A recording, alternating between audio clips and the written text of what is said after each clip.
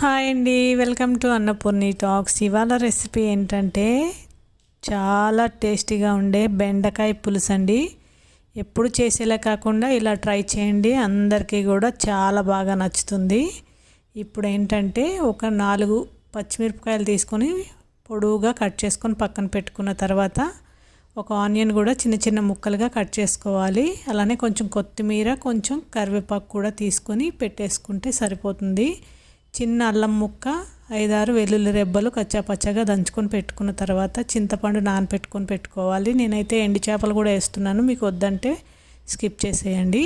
ఇప్పుడైతే బెండకాయలు శుభ్రంగా కడుక్కొని తుడుచుకొని పెట్టుకున్న తర్వాత ఇలాగ ఈ సైజు ముక్కలుగా కట్ చేసుకోవాలి. ఇలా అన్నీ కూడా మంచిగా కట్ చేసుకొని పెట్టుకున్న తర్వాత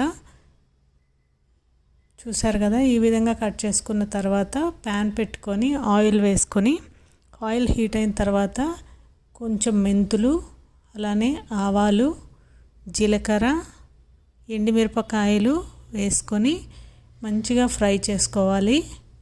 ఇలా ఫ్రై చేసుకున్న తర్వాత దీంట్లోని మనం కచ్చాపచ్చాగా దంచుకున్న అల్లం వెల్లుల్లి, కరివేపాకు, పచ్చిమిరపకాయలు, ఉల్లిపాయలు, ఇంగువ వేసుకోవాలి.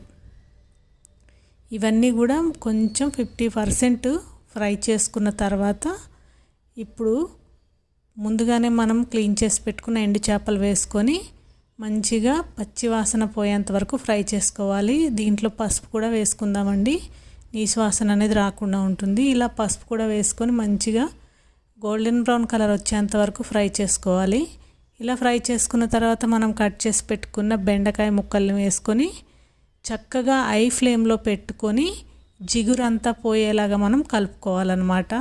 ఐ ఫ్లేమ్లో పెట్టుకొని ఒక 3-4 నిమిషాలు ఫ్రై చేసుకుంటే సరిపోతుంది. దాని తర్వాత తగినంత సాల్టు, ఒక 2 చెంచాల కారం కూడా వేసుకొని మొత్తం అన్ని ముక్కలకు పట్టే విధంగా మంచిగా కలుపుకోవాలండి.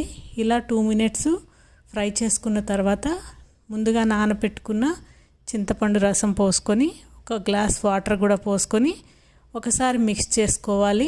అన్నీ కలిసే విధంగా కలుపుకొని 2 స్పూన్లు ధనియాల పొడి వేసుకొని ఒకసారి కలుపుకున్న తర్వాత మూత పెట్టుకొని సిమ్లో పెట్టుకొని మంచిగా కుక్ చేసుకోవాలి. బెండకాయలు మెత్తబడేంత వరకు సిమ్లో పెట్టుకొని కుక్ చేసుకోండి. చూసారు కదా, మంచిగా కుక్ అయిపోయింది బెండకాయ అనేది కరెక్ట్గా.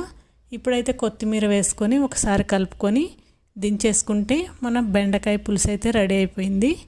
ఇప్పుడైతే వేడి వేడి అన్నంలో ఈ బెండకాయ పులుసు వేసుకొని తింటే చాలా బాగుంటుందండి. మీకు ఎవరికన్నా నచ్చినట్లయితే ఈ విధంగా ట్రై చేయండి, అలానే లైక్ చేయండి.